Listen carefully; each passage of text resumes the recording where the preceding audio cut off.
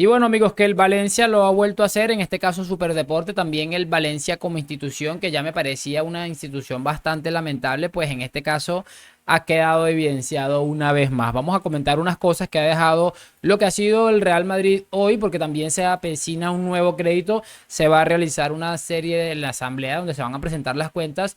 Florentino Pérez planea presentar un temita para un nuevo préstamo. También vamos a hablar algo rápidamente de Alfonso Davies. Varias cositas que realmente son interesantes. A unos días de que vuelve el fútbol, estamos en partidos de Copa del Rey. El Real Madrid todavía no juega porque no es su ronda, no le toca aún. Así que nada, les voy a pedir como siempre que me acompañen hasta el final de este video y sin muchísimo más cuento, arrancamos.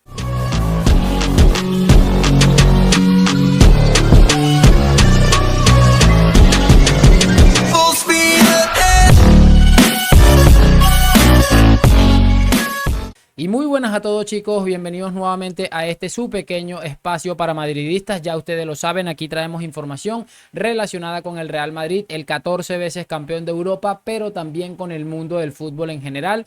Y justo lo que les estaba comentando, vamos a hablar rápidamente un poco de lo que está sucediendo, porque dice que según algunos medios de comunicación, el Real Madrid planea un tercer crédito para culminar el Bernabéu. La directiva someterá a votación de los socios compromisarios las cuentas del club, en las que se incluirán un nuevo préstamo para la reforma del estadio. Esto es lo que se supone que, bueno, puede que sea un crédito de aproximadamente 500 millones y algo estuve viendo. Y que bueno, está más o menos garantizando que se termine lo que es la estructuración del estadio, que se ha demorado un poco más y evidentemente ha tenido un sobrecoste. Pero todo esto nos ha llevado a un debate en el que los culés están tratando de lamerse las heridas con este tema del Real Madrid, de que, uy, que el Real Madrid tiene una deuda y dice Tebas que puede fichar a Haaland y a Mbappé, que no sé qué. Es increíble que después de toda la deuda que tiene el Barça, no solamente con el tema este ahora del estadio, sino con, incluso le deben todavía, creo que aquí que se tiene, y que esta gente esté comparando la deuda que tiene el Real Madrid con la que tiene el Palanca Fútbol Club. Es demasiado lamentable. No me queda ninguna duda de eso. Es lamentable escuchar este tipo de situaciones.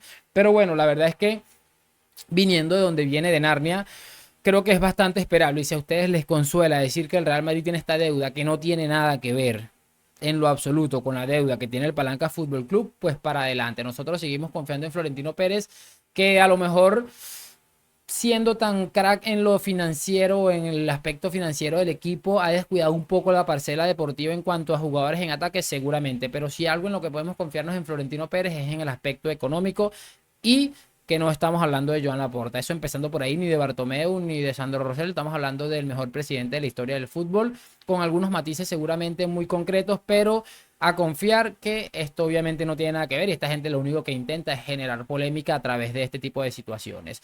Otra de las cosas que me ha llamado la atención es que según alguna información, el Real Madrid está persiguiendo a una perla, una nueva perla irlandesa que tiene 17 años y se llama Nasri. Milita en el Shamrock Rovers de la primera división irlandesa. Y bueno, la verdad es que es una historia bastante repetida. Cuando un futbolista medio empieza a deslumbrar, a dejar unas actuaciones interesantes, aparece en grandes clubes, y más el Real Madrid en esta política de fichar jóvenes para tener un futuro brillante. Ha puesto la mira en este joven irlandés que, bueno, la verdad es que está dejando unas sensaciones bastante interesantes. Aquí se dice que, bueno, ha destacado en el europeo sub-17, ha dejado bastantes cosas interesantes, y que bueno, Irlanda tuvo un papel importante. De hecho, Irlanda es un país que no se conoce como muy futbolero, que digamos, al menos en el aspecto destacar a nivel de selecciones. Y que bueno, en ese sub-17 este jugador habría llevado a este equipo a llegar a cuartos de final, en el que casualmente perdió con la España de Lamine Yamal. Es un jugador que parece ser muy interesante, no les voy a mentir, no tenía ni idea hasta que me acabo de enterar de la noticia.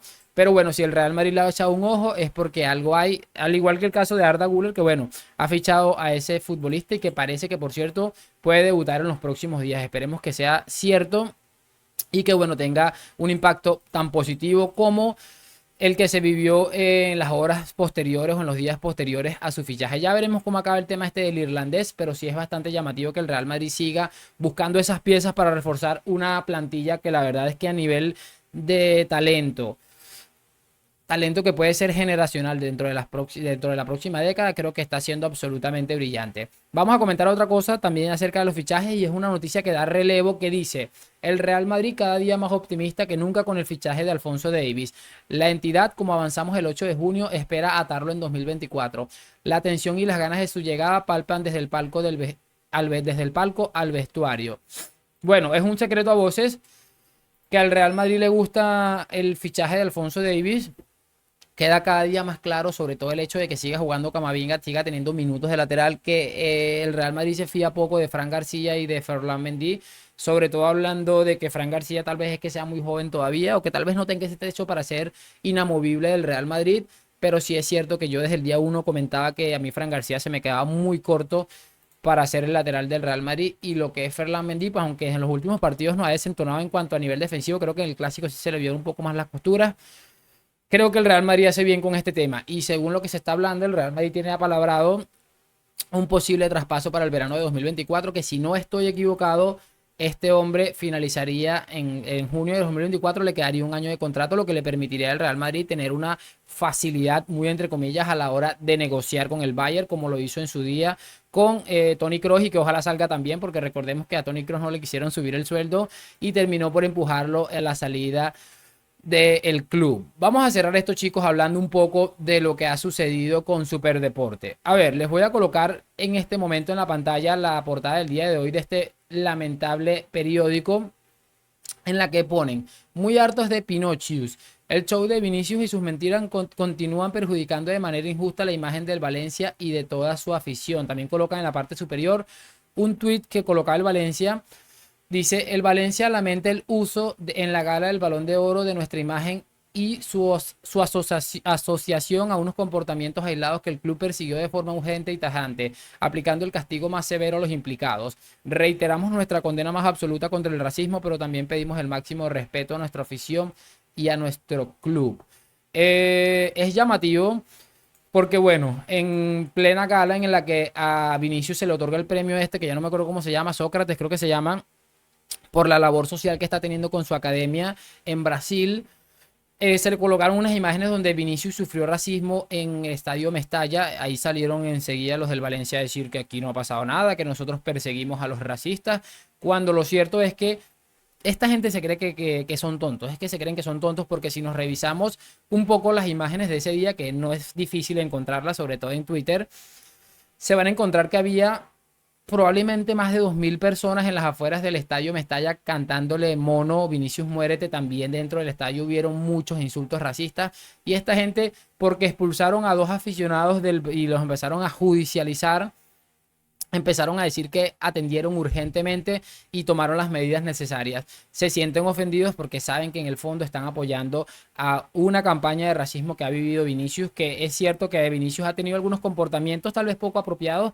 El del último clásico, a mí me pareció algún gesto un poco feo, sobre todo con lo del cuarto árbitro, pero lo de la afición no me pareció nada descabellado. Todo el mundo, cuando sale de un terreno de juego, se despide de su afición.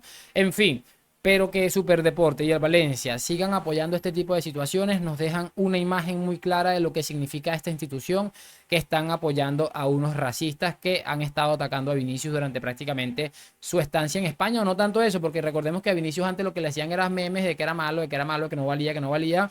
Y ese es el principal problema, que ahora como Vinicius se destapó como una estrella mundial, está jodiendo muchísimo y lo quieren desestabilizar de esta manera. De paso, Vinicius tiene los cojones de denunciar el racismo que ha sufrido en España, y sobre todo de señalar que en Valencia hay una cantidad de racistas bastante preocupantes. Pero bueno, ojalá que en algún punto tengan que pagar todas estas situaciones. En este momento me toca despedirme. Les voy a agradecer como siempre el apoyo que me están brindando.